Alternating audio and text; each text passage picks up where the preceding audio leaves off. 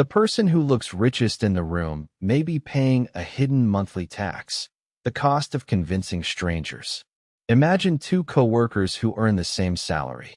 One arrives in a leased luxury SUV, upgrades every new phone, wears recognizable brands, and lives in the most impressive apartment the budget can almost support.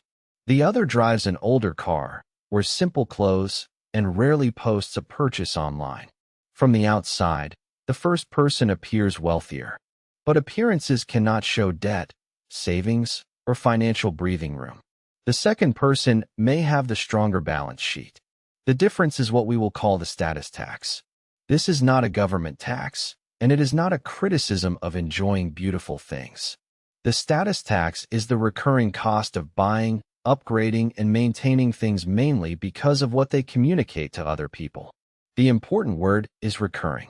A visible upgrade rarely ends with one purchase.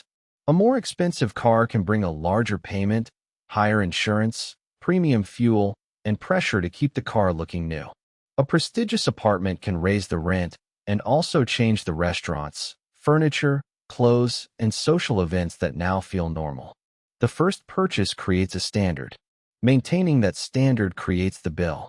Why is this pressure so powerful? The first mechanism is social comparison. We do not judge our lifestyle in isolation. We compare it with coworkers, friends, neighbors, and people in our feeds. The comparison group quietly resets what feels ordinary. A perfectly functional car can suddenly feel inadequate after a colleague arrives in something newer. The second mechanism is signaling. Purchases can communicate success, taste, or belonging before a person says a word. That signal may produce a brief reward, attention, approval, or the feeling of finally looking like the person you hope to become. But the reward fades. This is hedonic adaptation. The new watch, car, or apartment becomes normal faster than the payment disappears. Excitement falls, while the monthly obligation remains. Then identity maintenance takes over. Once other people know you as the person with the newest phone, the premium car, or the fashionable wardrobe, choosing a cheaper option can feel like moving backward. The spending is no longer buying only an object. It is protecting an image. Consider a simplified monthly example. Suppose someone takes home $5,500. Compared with practical alternatives, the upgraded car adds $550 in payments and about $110 in insurance, fuel, and care. The prestigious apartment adds $450. Frequent fashion and technology upgrades add $250. Restaurants and social spending used to support the image add another $200. That is about $1,560 every month. It is $18,720 per year before interest or any possible opportunity cost. The exact number will be different for every person. The point is not that all of these choices are wrong. The point is that status spending often hides across several categories. Each upgrade looks manageable alone. Together, they become a second rent payment. And there is another cost, fragility. A high fixed lifestyle leaves less room for a job loss, a medical bill, a family emergency, or simply the freedom to change direction. The person may look successful while feeling trapped by the next payment. Quiet wealth works differently. It does not require pretending to be poor, and it does not mean refusing everything enjoyable. It means separating personal value from public display. When fewer purchases must perform for an audience, fewer future purchases are needed to keep the performance consistent. This is why an ordinary car can sometimes represent more freedom than a luxury lease. The visible object is smaller, but the number of choices available to its owner may be larger. Here are 3 ways to reduce the status tax without turning life into punishment. First, delay status purchases.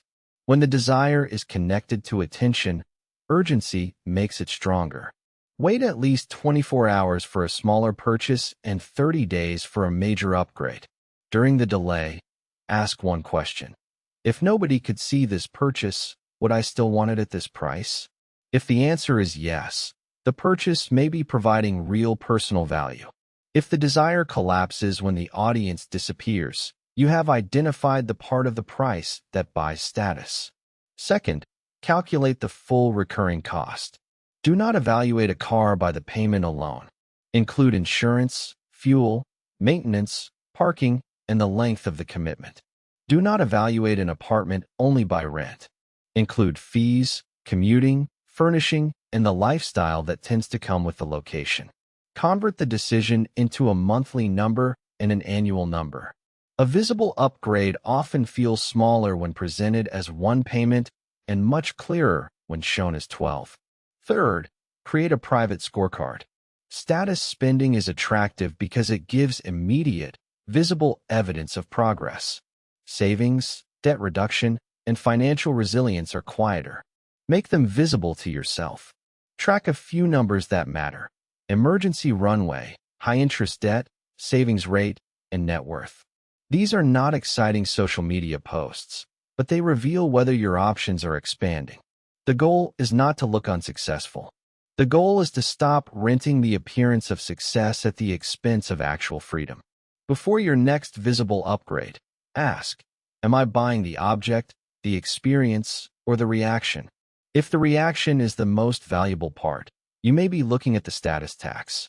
Subscribe to PsychologyInvest for more practical explanations of money psychology, behavioral finance, and the hidden forces behind everyday financial decisions. This video is for educational purposes only and is not financial, investment, tax, or legal advice.